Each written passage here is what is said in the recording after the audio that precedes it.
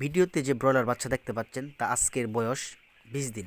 ব্রুডিংয়ের 7 দিন এবং 20তম দিন থেকে 30তম দিন পর্যন্ত একটা ব্রয়লার মুরগির জন্য খুবই গুরুত্বপূর্ণ সময়।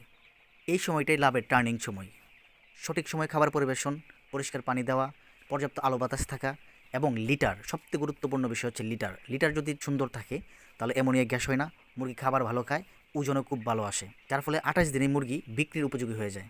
আপনারা যারা ব্রয়লার ব্যবসা করেন তারা আমার সাথে একমত হবেন, লিটার যত ভালো থাকবে মুরগি তত সুস্থ থাকবে।